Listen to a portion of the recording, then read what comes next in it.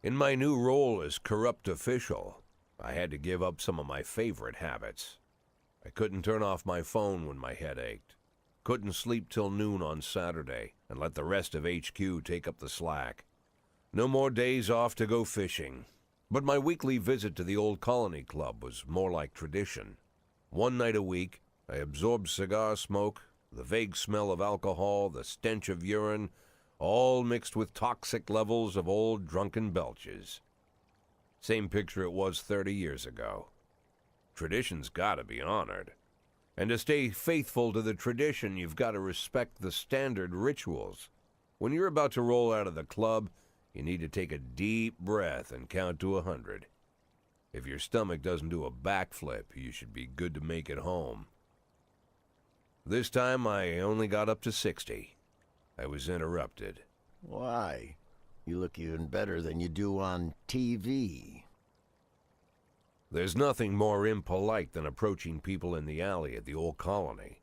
This is the most private place in the city. All who enter here dirty their shoes with the most elite stream of vomit in Freeburg. This asphalt has been blessed by judges, lawyers, artists, businessmen, and all our politicians. Takes a lot of balls to crash the party. My head was a drunken haze, but I knew who he was. A cartoon gangster suit straight out of Dick Tracy. Fancy voice, fruit cologne, sassy strut. That's how the newspapers described Vikas Varga, rising star in Freeburg's criminal underworld. He appeared out of nowhere, and with the support of the local punks, Varga broke all the old rules of organized crime. He killed those who could not be killed, traded what could not be traded, and robbed those who could not be robbed. In just a single month, this man had gathered an incredible amount of power. He's been called everything from a clown to a madman to a criminal genius, and more often than not, he's called a low-class upstart short on ideas. But if Vargas was one of the old crime bosses, he'd have been cut into pieces and fed to the river. Look past this guy's arrogance, and there's something about him. The city is still deciding what to do with him. Meanwhile, he's burning down the houses of old city mobsters. Not the best time to talk, Mr. Varga. Oh, you know my name. I'm flattered, although not very surprised, to be honest. I might be a little short on manners. Like they say in your fair city, with the right manners, you can go anywhere. Well, I don't want to go anywhere. I want to stay right here. Even the criminal world needs manners, Mr. Varga. And one of them is this: don't interfere with a drunken cop who's trying to take a shit and puke at the same time. Oh, you exaggerate. But is Freeburg always so gentle with its officers? You've been a bit roughed up lately. I see you already know Freeburg quite well, Mr. Varga. Well, I love to learn and look around. But I do know that the inhabitants of this fair city should be friends, Jack. Maybe it's true I don't have the best manners. After all, it's only polite for friends to share their phone numbers.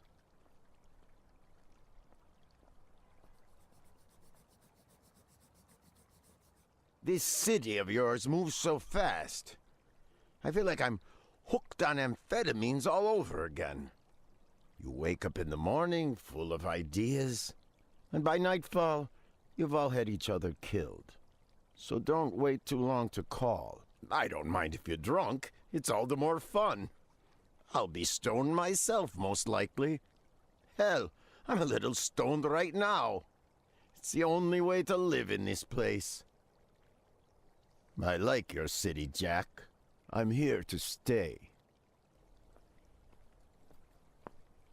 If it weren't for the phone number written on my arm, I probably wouldn't have remembered the conversation in the morning. But there was no reason to worry. I'd be getting a reminder soon.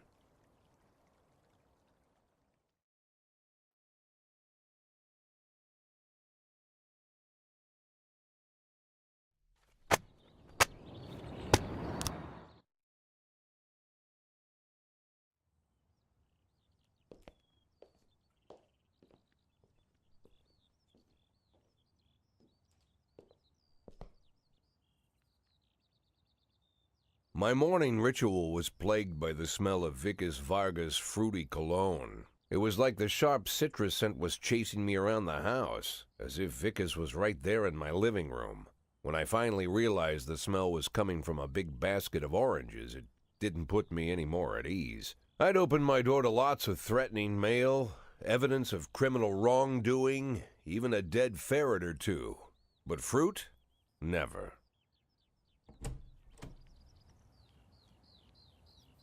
You the fruit guy?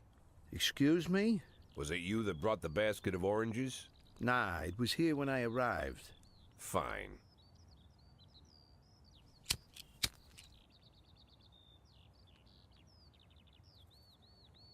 So who are you? Today, I'm your driver. And where are we driving? To work. That's it?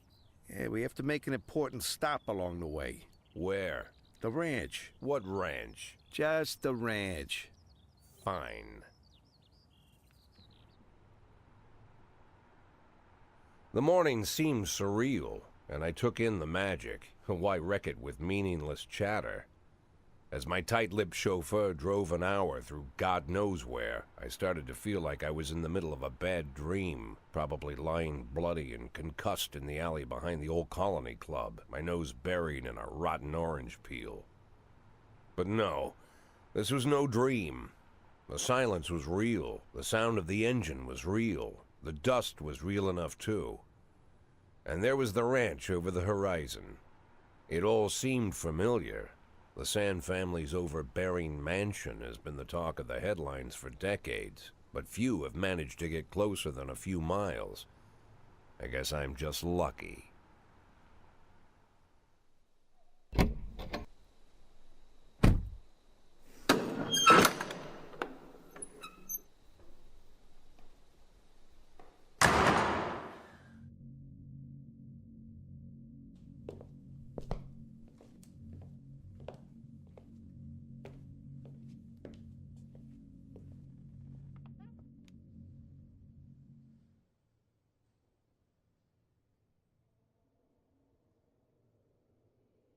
I didn't know you took private meetings, Mr. Sand. Only if I expect good company. I'm surprised my company ranks at all. Today, yes. Today is a special day. So it seems. Do you often go to the old Colony Club, Jack? Every week. Meet any interesting people there? As a rule, no. Sometimes you make a date, right? Sometimes make new friends. Sometimes, I guess. But that's not why I go. And why? I consider it a hobby. A hobby. Do you know anything about my hobbies? Well, judging by the half-dozen animal skins I stepped on walking over here, it's not much of a reach to say you like hunting. Love it. Well, I say that now. It seemed so tedious when I was a child. Took ever so long. But now I'm older. I've developed a new talent. What talent is that? Patience. The will to wait for the right moment. Let's say you want a deer. You know, you deserve it. You've even decided what dishes its meat will go to and where you'll mount its horns. But to get that deer, you've got to wait. To sit in the bushes and stay nice and quiet. Professional hunters will tell you that the hunt is a rare craft. There are many rules. It's shrouded in mystery and ancient skill. Well, that's all complete nonsense. To get a deer, you just sit on the sidelines for a long enough time, pinpoint the moment when it's finally time to shoot. I learned the talent, Jack, but not like you, oh, Jack. You truly are the master. I don't understand. Oh, come on, Jack. I know about the 500,000. I know your plan. Kendrick told me everything. Needless to say, I'm impressed. While some people learn to hold their breath for minutes on end and not to rustle the leaves too loudly, why you decided to just become the foliage. You turned yourself into a bush, surrounded by deer who've been so fruitfully multiplying for decades. But all this time you've held your rifle at the ready. Forgive an old man his imagery, Jack. I've the heart of a poet, I confess.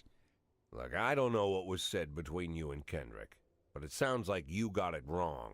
Oh, I think I understand everything just fine. And I think we understand each other quite well. Jack, in the coming war, we'll make excellent partners. What war? One war falls upon every generation. My grandfather drove out the Ambersons back when he was 27. My father destroyed that psychopath gangster Maurice Bell when he was a sprightly 30. At 69, I'd begun to think my war had passed me over. But my time has come at last. Tomorrow Vicus Varga declares war, and I'm obliged to answer.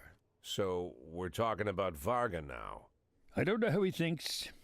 I don't even know whether he plans his actions or not. I can't divine his purpose. Hell, I don't even know where he comes from. He's a man not of our breed, wouldn't you say? But when he arrived here, I invited him in, told him we could work together. An official invitation penned in my own hand and written on some very expensive paper. And can you imagine his reply? A fruit basket. What sense can be made of such a message? I guess it means whatever you want it to. Precisely. I'm late for work, Mr. Sand.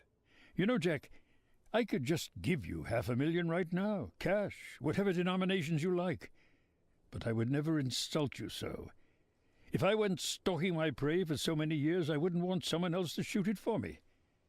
I understand you, Jack, and I'll never ask you for anything that's contrary to your nature. Just think about our conversation.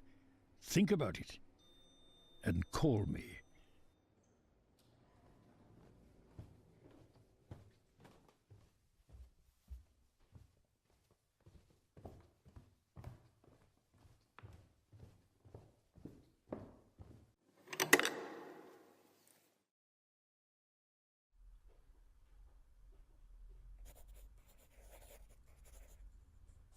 Like I said, it's a whole new life, and I've had to give up some old habits. One of them, keeping away from things that don't concern me.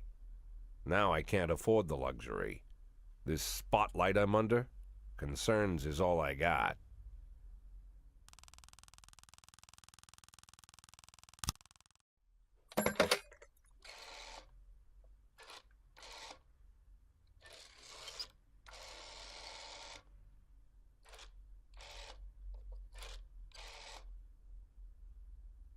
Tell him it's Boyd.